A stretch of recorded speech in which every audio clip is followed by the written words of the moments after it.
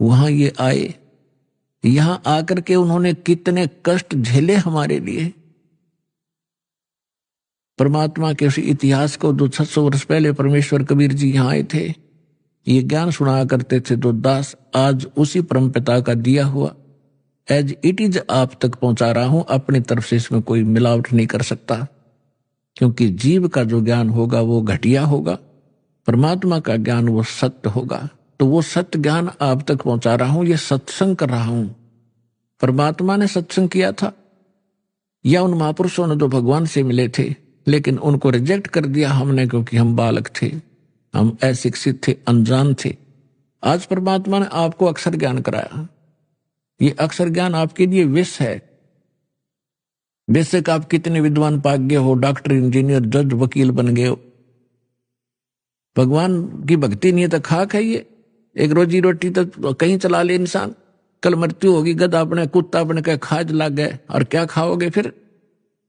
आपको केवल इस ही जीवन का ज्ञान है, आपको भविष्य का, आगे का नहीं। आगे के ज्ञान बिना ये खाक ज्ञान है फिर। तो ये ज्ञान देना जरूरी था। मालिक को मालूम था कि बिगड़ेंगे ये, अहंकार हो गया आपके अंदर, 2 कौड़ी का 2 छोटा सा पोस्ट मिल जाए, फूला नहीं समाता, और कल मृत्यु होकर गधा बन जाए, क्या क्या रे माटी होती है उसकी। और पहले आप देखो पिछले इतिहास उठा के, हमारे पूर्वजों के कितने विनम्र थे, कितनी दया थी उनके अंदर, कितने नेक विचार थे। और आज हम किस स्तर पर पहुंच चुके, इस विद्या की देन है।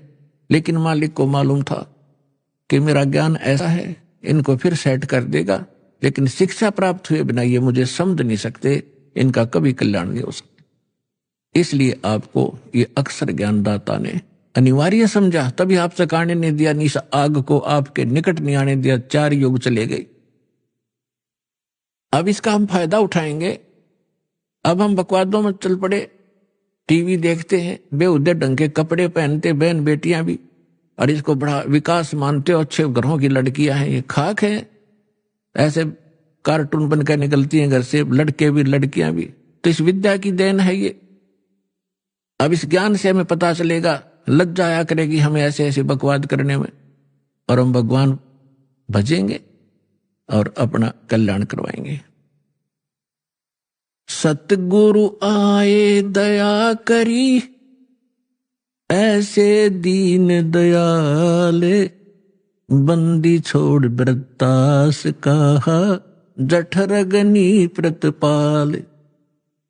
सतगुरु आए दया करी, ऐसे दीन दयाल। होय होय, हम किसी भयंकर गलती करके आए सतलोक में, बड़ी थाली का ठोकर मार के आए हम, और आज हम एक टुकड़े के लिए कोई देश जाता है, कोई परदेश जाता है। उसके लिए गरीबदास साहिब जी कहते हैं, उत्तर दक्षिण पूरब पश्चिम फिरदा दाणे दाणे नो, सर्व कला सतगुरु साहिब की, हरि आए हरियाणे नु।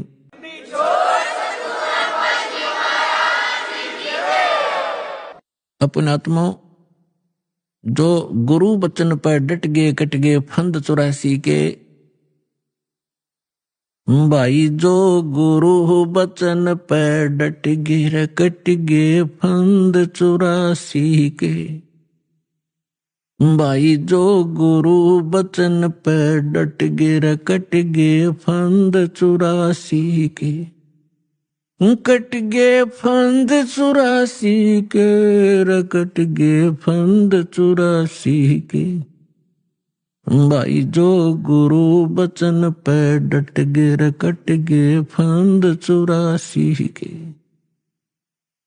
वस्तु मिली ठोड़ की ठोड़ मिट गई, मन पापी की दौड़। वस्तु मिली ठोर की ठोड़ मिट गई, मन पापी की दौड़। ये भरम मिटे मथुरा काशी के, भरम मिटे मथुरा काशी के। भाई जो गुरु बचन पे डट गए, कट गए फंद 84 के। पुणात्मा, गुरु का वचन पालन करना इस भक्ति मार्ग में अति अनिवार्य है। और गुरु केवल वही ज्ञान और वही आदेश देता है जो आपके हित में होते हैं। एक भक्त कह रहा था जी, उसने कभी प्रश्न किया होगा, दास को तो इतना ध्यान नहीं रहता क्योंकि लाखों की संख्या में एक महीने में भक्त मिलते हैं। 5 वर्ष पहले उसने दीक्षा ली थी। वो कह रहा था जी मैं अमेरिका जाने की तैयारी कर रहा हूं। तो उसने अभी बताया, कहने लगे जी आप ये बोले कि भाई आड़े यही अमेरिका बना दूंगा जब तू विश्वास करेगा तो वो आज बता रहा था जी मुझे ऐसे दया कर दी दाता ने, समय पर टूक नहीं था, कर्जा सिर पर बहुत गना था, आज सारा सुख दे दिया और यहीं पर बढ़िया काम चला दिया। तो पुण्यात्माओं, गरीबदास साहब जी कहते हैं पूर्व पश्चिम उत्तर दक्षिण तू फिरदा दाने दाने नु, और सर्व कला सतगुरु साहिब की हरियाए हरियाणे नु। मालिक ने पहचान कर धक्के खाते फिरते हो तुम, लगो एक बार भक्ति पर, सारे सुख दे और मोक्ष भी देगा आपको।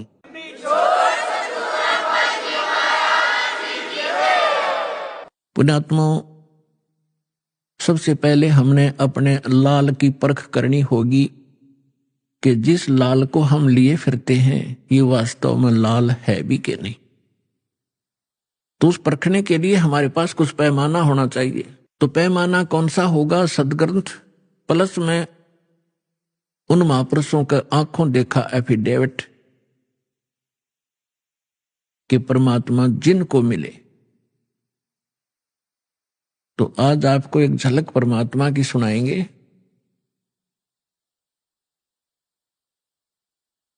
परमेश्वर कबीर जी के प्रगट के विषय में बहुत सी भ्रांतियां समाज में इन नकलियों ने फैला रखी है।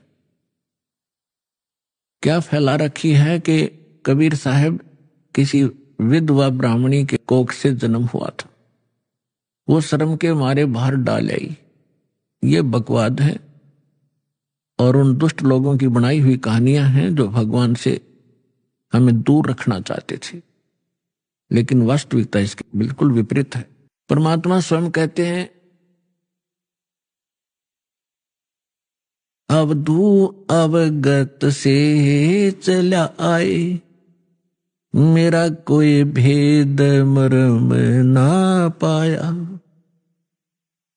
ना मेरा जन्म ना गर्भ बसेरा, बालक बन दिखलाया, काशी नगर जल कमल पटेरा, तहां जुलाहे न पाया, मात पिता मेरे कछु नाही, ना मेरे घर दासी, जुल्हे का सुत आने कहाया, जगत करे मेरी हासी।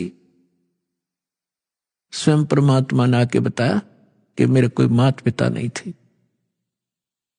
और किसी कारण से मैं प्रत्येक युग में अपने बच्चों को संभालने के लिए ये लीला किया करता हूं। परमात्मा प्रत्येक युग में ऐसी ही लीला करते हैं, कमल के फूल पर आकर शिशु रूप धारण करते हैं। एक सतिथि इनकी ऐसी है यहां आने की, और वैसे जब चाहे कभी भी एक साधु रूप में, अन्य रूप में कभी प्रकट होकर के अच्छी आत्माओं को मिलते हैं, उनको ज्ञान देते हैं। तो जब परमात्मा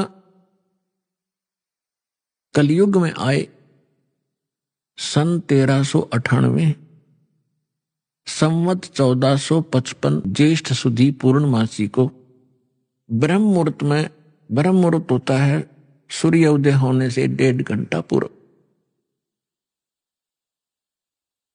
सतलोक से आए मालिक और एक शिशु रूप धारण करके और नीचे को गति की। उस समय बनारस के अंदर, काशी के अंदर एक रामानंद नाम के बहुत बड़े विद्वान प्रसिद्ध थे। उनके विषय में माना जाता था कि इन्होंने 4 वेदों को,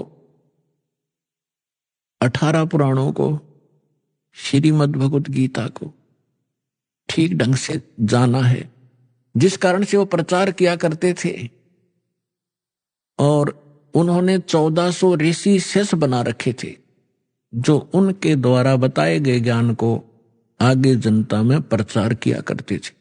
और स्वामी रामानंद जी एक ब्राह्मण के अतिरिक्त अन्य किसी जाति मजहब वाले को अपना शिष्य नहीं बनाते थे। अन्य को वो एक हेय समझते थे, अपने से घटिया मानते थे।